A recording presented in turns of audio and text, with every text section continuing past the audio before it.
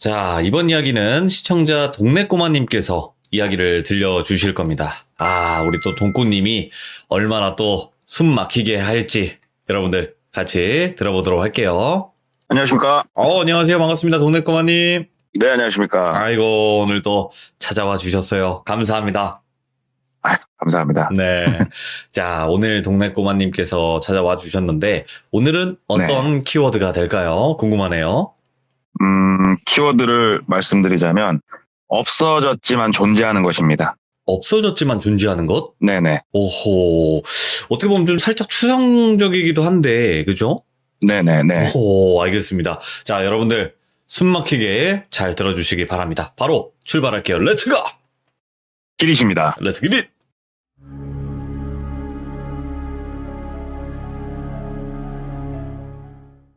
이 이야기는 그동안 제가 말씀을 드릴 때, 어떤 영업사원이 어디 지역에서 있었던 일이다 이런 거를 웬만하면 거의 말씀을 드렸는데, 이 이야기는 당사자가 그런 건 원치 않더라고요. 그래서 지역이라든가 이런 거는 말씀을 드릴 수가 없을 것 같고, 네네. 시기도 되게 뭉뚱그려서 말씀을 드리자면 좀 예전 일이에요. 근다고 3, 40년 전은 아니고 그래도 좀 예전 일이니까 그걸 감안해서 들어주셨으면 좋겠어요. 알겠습니다. 그리고 약간 밑밥을 깔자면 누가 쫓아온다든가 되게 무섭다든가 이번에는 그런 일이 아니다 보니까 약간은 시시할 수 있는데 그래도 한번 말씀을 드려볼게요. 괜찮아요.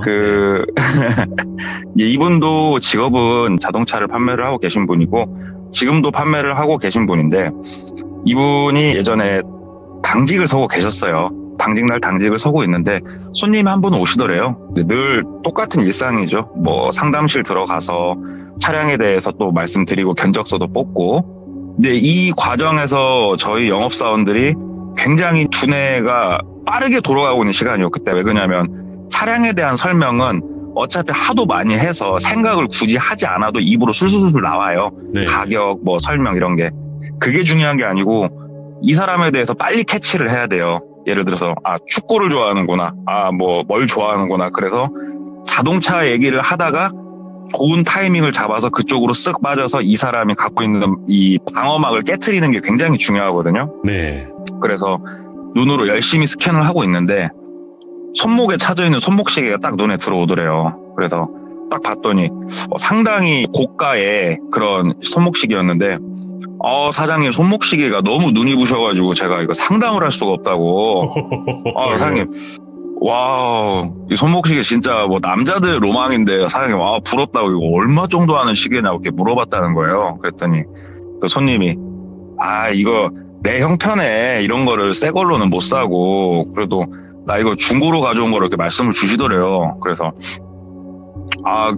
그 중고로도 이 정도 가격이면 조금 꺼려지실 건데요. 이렇게 얘기를 했대요. 그랬더니 그 중고 샵 모르냐고 하면서 거꾸로 되게 어이없다는 듯이 말을 하더래요. 그래서 그런 데가 있어요? 그랬더니 저기 내가 한참 전부터 다닌 데가 있는데 그 중고 물품 취급하는 데가 있는데 거기는 명품관이 따로 있다고. 중고 명품? 네, 중고 명품관이 따로 있다고 그러면서 거기 가면은 진짜 명품을 굉장히 저렴한 가격에 득템할 수 있는 곳이 있는데 그 몰랐냐고 영업하시는 분이. 그래가지고 사장님 거기 좀 알려주더라고 해서 또 이제 받아 적고 또 자동차는 상담할 거 상담해가지고 그 시계로 얘기를 풀어간 게 맞아 떨어졌는지는 모르겠지만 어찌됐건 계약까지 이어졌다고 그러더라고요. 그래서 이제 계약까지 하고 그분이 가고 이제 명품관을 한번 가봐야겠다는 이제 생각을 하고 있었대요. 왜냐면은 영업사원들이 이렇게 몸에 명품을 걸치는 경우가 좀 많아요. 이게 진짜인지 가짜인지 모르겠지만 자존감을 올리려고 하는 저하고는 좀 성향이 안 맞는데 그거는 아무튼 그래서 이분도 명품을 싫어하는 건 아니어가지고 한번 구경이라도 가봐야겠다. 네. 그래서 다음날 바로 갔대요. 알려준 데를 바로 가봤더니 시하고 그 경계면 쪽은 보통은 도심 이런 게 없고 좀 이제 논두렁 밭두렁들이 좀 많아요. 네. 지방도시 쪽은. 그런 쪽에 덩그러니 건물 하나가 있는 그런 중고 샵이에요. 뭐요? 그래서 가봤더니 건물 크기는 우리가 일반적으로 주변에서 보는 원룸 정도 크기라고 그러시더라고요. 원룸 정도 크기고 2층짜리 건물이래요. 그래서 들어가 봤더니 상당히 깔끔하게 잘 해놨대요. 주차장도 잘 돼 있고 내부로 들어갔더니 인테리어도 좋고 1층에는 냉장고, 세탁기, 피아노 같은 이런 무거운 것들이 주로 전시가 되어 있고 2층으로 올라가 봤더니 뭐 테레비, 컴퓨터, 좀 가벼운 것들이 생활 잡화 이런 것들이 2층에는 전시가 되어 있더래요. 그래서 1층을 둘러보고 2층을 이렇게 둘러보는데 그 명품들이 전시가 되어 있는 곳은 안 보이더래요. 그래서 온 김에 컴퓨터 마우스가 그때 하필이면 휠이 고장이 났었는데 마우스 하나 사야겠다 해서 마우스를 하나 갖고 나오는데 뭐 새거 같더래요. 진짜 케이스까지 다 있는 새거 같은 이런 게 있어가지고 결제를 하려고 봤더니 금액도 너무너무 저렴하고 해서 야 여기는 한 번씩 올만하겠다 이 생각을 하면서 이제 물어본 거예요. 결제를 하면서 여기 명품관이 있다고 해서 왔는데 혹시 있는 거 맞아요? 물어봤더니 아 명품관은 운영을 하고 있는데 아무래도 고가의 물건이다 보니까 일반적으로 보시기에 이렇게 바깥에는 못 놓고 멤버십으로서 제공을 해드리고 있다고 이렇게 얘기를 하더래요. 멤버십이면은 결국은 돈을 내라는 얘기잖아요. 그래서 멤버십을 가입하려면 비용이 발생하는 거냐 물어봤더니 따로 돈을 받고 있진 않고 이제 고가의 물건이니까 고난을 할 수도 있는 거고 아니면은 한번 만져보다가 파손을 할 수도 있기 때문에 이 멤버십은 쉬운 얘기로 거기 들어가시는 분들의 신상명세를 파악을 해가지고 만에 하나 있을 불의의 사고에 대처하기 위한 방법일 뿐이다 이렇게 안내를 해주더래요. 그래서 네. 아 그러면 저도 멤버십 가입을 좀 하고 명품샵을 좀 들어가 보고 싶다 그랬더니 간단한 종이를 하나 주더래요. 그래서 거기에 별다른 건 쓰진 않고 이름하고 주민번호하고 연락처하고 주소 이 정도만 딱 적더래요. 딱 적고 신분증 확인하고 왜냐하면 이제 혹시라도 갖고 도망가면은 잡아야 되니까 저희가 이거 해가지고 내일 연락 드릴게요. 명품관은 예약제로 운영이 되기 때문에 따로 저희가 전화를 드릴게요. 그래가지고 이제 마우스만 하나 사가지고 집에 왔대요. 그래서 다음날 전화가 왔대요. 전화가 와서 통화를 했더니 예약을 좀 잡아드릴 건데 내일 한 2시 정도의 타임이 비는데 어떠시냐 그랬더니 아 여기는 시간제로 운영이 되는 거 했더니 아 저희가 그럼 상세하게 설명을 드릴게요 그러면서 이곳은 2인 1조로 들어갈 수 있는 곳이래요. 그러니까는 예. 2명이 한 팀을 이루어서 들어가서 볼 수가 있고 관람 시간은 1시간 정도를 준대요. 한 팀당. 그래서 1시간 단위로 끊어져 가지고 입장을 할 수가 있고 2명이 들어가는 거 컨펌은 그쪽 업체에서 따로 한대요. 그냥 예. 임의적으로 내가 막 들어갈 수가 없고 근데 생각을 해보면 백화점에 가보면 명품샵은 들어갈 수 있는 사람 숫자가 딱 정해져 있어요. 그렇죠. 직원 수만큼. 사람들이 몰린다고 해 우르르 이렇게 들어갈 수 있는 곳은 아니잖아요. 네네. 그래서 여기는 그래도 진짜 오리지널로다가 운영을 하는구나 기대가 한껏 되더라고요. 그래서 아 그럼 내일 2시 타임 예약 좀 부탁드린다고 그래가지고 다음날 시간 맞춰서 갔대요. 가가지고 직원 안내에 따라서 명품관은 지하 1층에서 운영이 되고 있대요. 예. 그래서 본인 말고 또 다른 사람 한 명 온 사람 해가지고 지하 1층 내려가가지고 명품관 관람을 시작을 하는데 일단은 1시간 내에 바로 구매 의사를 밝히셔야 된다. 살 거면 구매 의사를 밝히지 않고 예약해서 나중에 내가 사고 이런 건 안 된다 말을 해주더래요. 네. 그래서 가봤더니 별로 볼품이 없더래요. 인테리어랑은 되게 잘 해놨는데 자기는 그런 되게 고가의 시계를 좀 저렴하게 사고 이런 좀 생각을 가지고 갔는데 생각보다 고가의 물건은 거의 없었고 되게 자기 기준에 너무 충족하지 못하는 이런 물건들만 그것도 종류도 많지도 않았대요. 그래가지고 네. 아니 여기는 내가 얘기를 들은 거랑 좀 다른데 직원한테 물어봤대요. 그 제가 조금 소개를 받고 오긴 했는데 종류가 이렇게 별로 없냐고 문의를 했더니 이게 중고잖냐고 우리는 물건이 많이 수급이 될 때는 그만큼 많은 분들이 좋아하실 만한 물건이 전시가 될 거고 지금처럼 쭉 판매가 되고 수급이 없으면은 조금 없을 때도 있다 이렇게 설명을 해주는데 중고 물품의 특성상 그 말은 맞잖아요. 그래서 아 그러면은 혹시 내가 뭐 사고 싶은 모델이 있으면은 말씀을 드리면은 이쪽에서 물건이 들어오면 저한테 연락을 주시냐 그랬더니 이쪽 업체는 일절 그런 게 없대요. 그냥 쉬운 얘기로 순 운빨인 거예요. 운빨. 내가 좋은 때에 와서 그 물건이 있으면 사면 되는 거라고 얘기를 하더래요. 그래서 알았다 하고 집에 가서 생각을 해보니까 그 중고샵을 운영하는 사장이 정말 똑똑하다는 생각이 들었대요. 왜 그러냐면은 결국 내가 원하는 모델이 있으면 자주 그 중고샵을 가야 될 테고 자주 가다 보면은 이제 지상 1, 2층에 있는 물건도 괜히 하나씩은 구매도 할 수 있는 거고 사람이 많이 이제 왕래가 생기는 거잖아요. 예. 그래서 괜찮은 전략이다 해서 그 이후로 한 두세 번을 더 갔는데 갈 때마다 내용은 비슷했대요. 별 볼 일이 없었대요. 심지어 아침 첫 번째 타임을 좀 예약을 해서 가봤는데도 비슷하더래요. 그래서 그분이 그냥 운이 좋았던 거구나. 사실 별 볼 일 없는 곳이었구나. 그러면 그렇지 하고 이제 첫 번째 계약 넣으신 분 차량을 대금을 집행을 하고 출고를 해야 되니까 연락을 드렸는데 없는 전화번호라고 나오는 거예요. 근데 이런 경우가 생각보다 좀 많아요. 고객분이 뭐 연락처를 바꾸는 경우는 별로 흔치는 않지만 내가 계약을 했는데 해약을 한다고 말하기가 껄끄러워하신 분들이 있어요. 그런 분들은 차라리 계약금 10만 원을 날릴지언정 연락을 피해버리신 분들이 많거든요. 그래서 뭐 일단은 핸드폰 번호가 안 받는 것도 아니고 바뀌었다니까 연락할 방법이 막막해진 거잖아요. 그래서 계약 하나가 또 이렇게 날라갔구나 생각을 하고 또 시간이 좀 흘렀는데 이번에는 아시는 분 소개로 다른 분을 또 상담을 했대요. 상담을 하는데 이분도 그 같은 브랜드지만 다른 모델의 시계를 차고 계시더래요. 네. 그래서 때마침 잘 됐다 하고 똑같이 시계를 이제 빌미 삼아서 말을 이어간 거예요. 근데 정말 공교롭게도 이분도 거기서 샀대요. 그 중고샵에서. 그래서 그 중고샵이 그러면은 되게 활성화가 돼 있나 보다. 이 시계 언제쯤 사셨냐고 그랬더니 한 반년 전쯤에 샀다고 이렇게 말씀을 주시더래요. 그래서 그러면 내가 갔던 시기가 좀 별로 물건이 없던 시기가 맞았구나. 좀 주기적으로 거긴 다녀봐야겠다. 이렇게 생각을 하고 예. 두 번째 분도 소개권 같은 경우에는 웬만하면 계약으로 일단 성사가 되거든요. 계약서까지 다 써놓고 한 보름에 한 번, 열흘에 한 번 정도 꼬박꼬박 가본 거예요, 거기를. 꼬박꼬박 가봤는데 자기가 갈 때는 진짜 볼품이 없더래요. 변함이 없더래요, 그냥.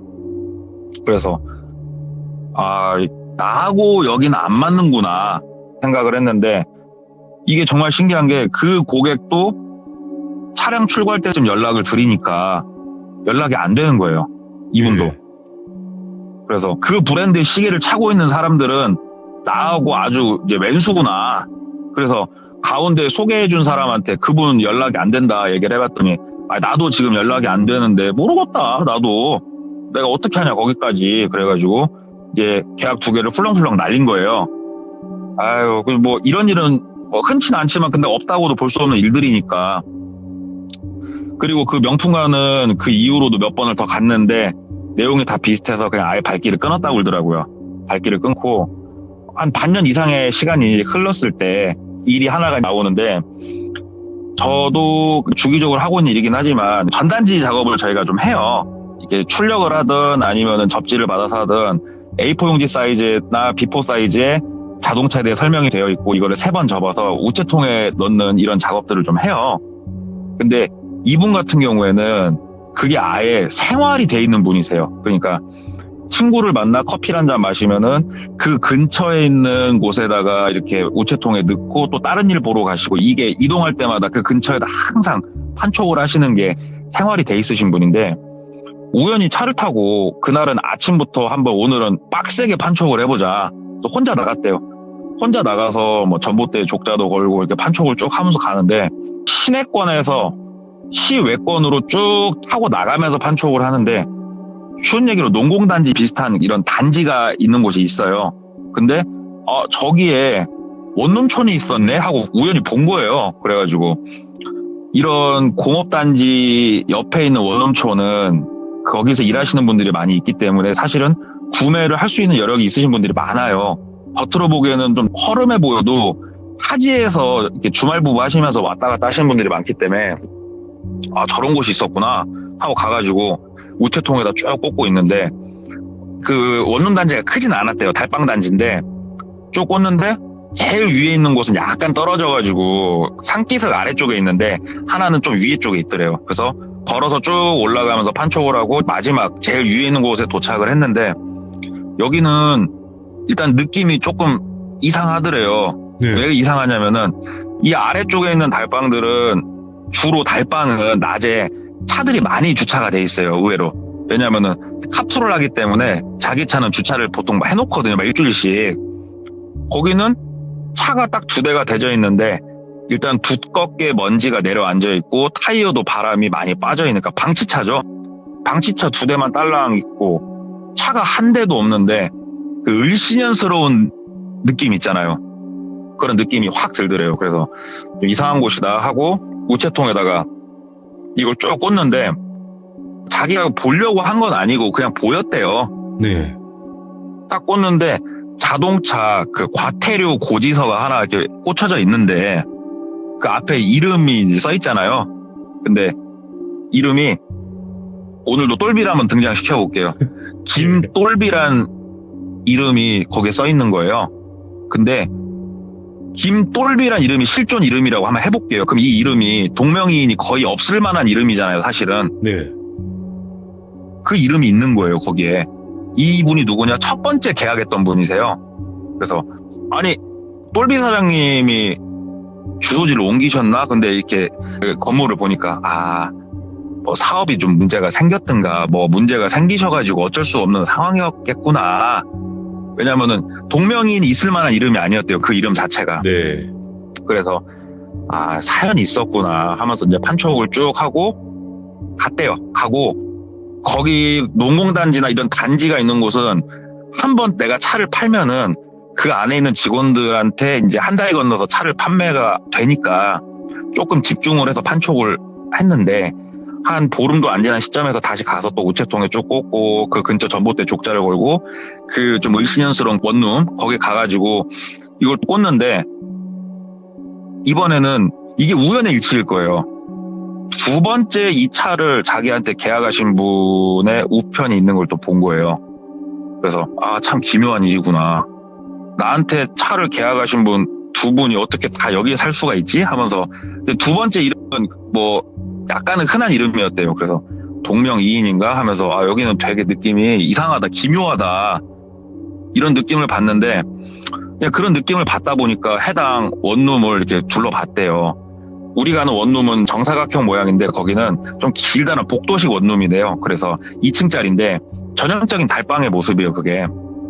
여기는 달방인데 주인 연락처도 안 써 있고 올 때마다 차 한 대도 주차되어 있는 차도 없고 오가는 사람도 안 보이고 느낌이 그냥 되게 이상하더래요. 그 일신년스러운 그 느낌의 이유를 자기가 알겠더래요. 네. 그러면서 그냥 이유는 모르겠는데 우리 전기 계량기가 있잖아요. 그 건물에 그냥 적어봤대요.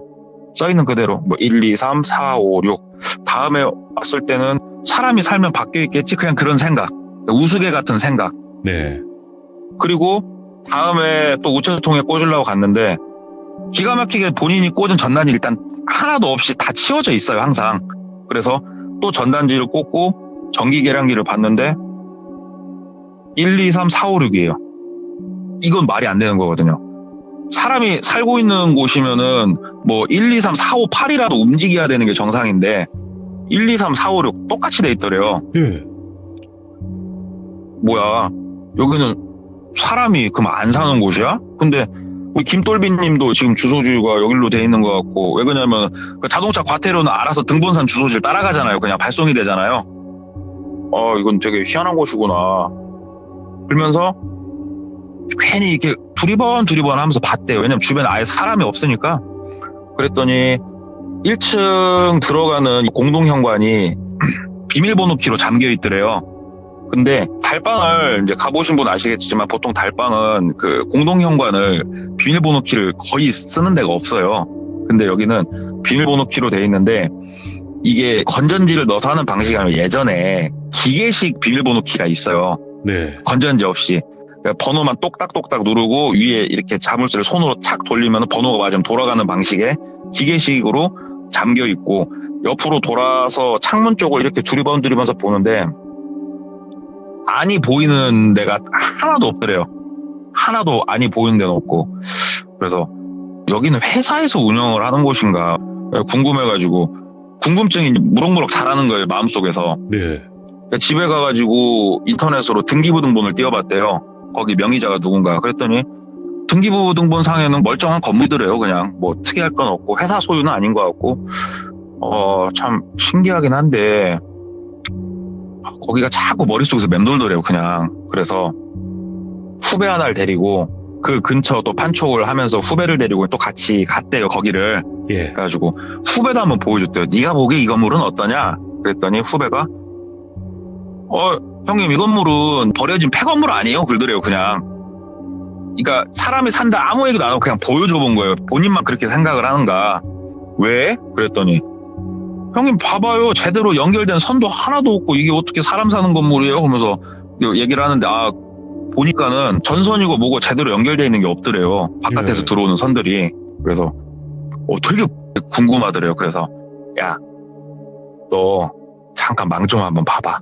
그랬더니 뭐 때문에요? 그랬더니 사실은 내가 차를 판 분이 연락이 안 돼가지고 봤더니 여기로 주소지가 이전이 돼 있는데 나 되게 궁금해. 나 한 번만 좀 볼 테니까 망 좀 한번 봐봐. 왜 사람이 없으니까 되게 편했대요. 그래서 후배가 뭐 알았어요. 사람 오면은 내가 바로 전화 누를 테니까 그러면은 나오세요. 그러면서 전단지를 가져갔는데 전단지를 저희가 이렇게 대문 앞에 붙이는 거 있잖아요. 문마다 붙이는 거. 네. 만약에 걸리면은 그 작업을 하고 있는 것처럼 보이게 하려고 그냥 전단지도 좀 가지고 들어가려고 하는데 일단 공동현관이 막혀 있잖아요. 근데 이분이 왜 그 생각을 했냐면은 공동현관을 봤을 때 비밀번호 키가 조금 손때가 묻어있는 번호가 몇 개 딱 보이더래요. 그래서 조합을 한번 해보고 싶었대요. 그래서 똑딱똑딱 눌러가면서 조회를 해보는데 이게 네 자리도 이걸 맞추기가 생각보다 힘들어요. 그럼요. 5자리인지도 모르고. 예. 한참을 똑딱똑딱 눌러보는데 똑똑똑똑 하고 위에를 착 돌리는데 착 하고 돌아가더래요. 그래서 우리 그 모험심을 가진 이런 쾌감 있잖아요. 괜히 막 두근거리고 예. 착 열고 공동현관 문을 끽 하고 열었는데 거기가 복도식이라고 말씀을 드렸잖아요. 왼쪽 오른쪽에 들어가는 방 문들이 짝짝짝짝 있는 복도식인데 문을 열고 보니까 암실이더래요. 암실. 빛이 단 하나도 새어 들어오지 않는 암실이더래요. 어두운 암실. 와, 그러니까 공동현관 문이 닫혀 있으면 그 안은 빛이 단 하나도 안 들어오는 그런 예. 상태더래요. 그래서 와, 이렇게 생긴 데가 다 있어. 사람 사는 데가 하면서 핸드폰 후라시를 켜고 안으로 들어가는데 동작 센서라도 있어서 불이 켜질 줄 알았는데 불이 켜지는 게 하나도 없더래요. 예. 그래서 일단 공동현관 문은 열어놓은 상태에서 안으로 쓱 들어가면서 이렇게 좌우를 보는데 버려진 건물이구나. 사람이 안 사는 건물이구나. 바로 알 수 있겠더래요. 예. 왜 그러냐면 이 바닥이나 이 양쪽에 있는 문 손잡이에 먼지가 내려앉아 있더래요. 이미. 그러니까는 사람이 살면은 하다못해 자기 방문을 열면은 그 손잡이는 깨끗해야 될 거 아니야. 아무리 관리를 안 해도. 근데 거기에 다 먼지가 내려앉아 있더래요. 그래서 야, 여기 이 건물은 참 기괴하다. 기괴. 오. 와, 우편은 그럼 누가 치우는 거야? 관리자가 있다는 소린데? 와, 되게 신기하다 하면서 보는데 방 하나는 손잡이가 맨들맨들 하더래요. 먼지가 없이. 그래서 왜 그랬나 모르겠대요. 지금도 이건 범죄인데 그냥 열었대요. 문을 열어봤대요. 버려진 건물에 생각이 드니까. 그랬더니 네. 그냥 문이 끽하니 열리더래요. 그래서 안을 들어가서 봤더니 사람이 사는 이런 거 하나도 없고 그냥 캐비넷만 하나 떨렁하고 있더래요. 캐비넷만. 예. 그래서 뭐 여기는 그냥 사람이 한 번씩 주인 세대가 뭘 와서 놓는 창고인가 들어가고 캐비넷을 한번 열어봤대요. 그냥 여기까지 들어온 김에. 캐비넷이 다이얼 방식 비밀번호가 채워져 있는 건데 그래서 안 열리면 그냥 말자 하고 옆에 손잡이를 탁 돌렸는데 그냥 열리더래요. 캐비넷이 청 하면서 열려가지고 캐비넷 문을 싹 열었는데 그리고 후라시를 이렇게 비춰보는데 하면서 뒤로 주저앉았대요. 왜 그러냐면은 캐비넷이 3단 4단 안에 단수가 이렇게 나눠져 있잖아요. 거기에 빽빽하게 사람 손가락이 쫙 들어가 있더래요.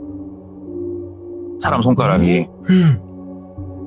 그걸 보고 뒤로 주저앉은 거예요. 그러면서 내가 뭘 본 거지?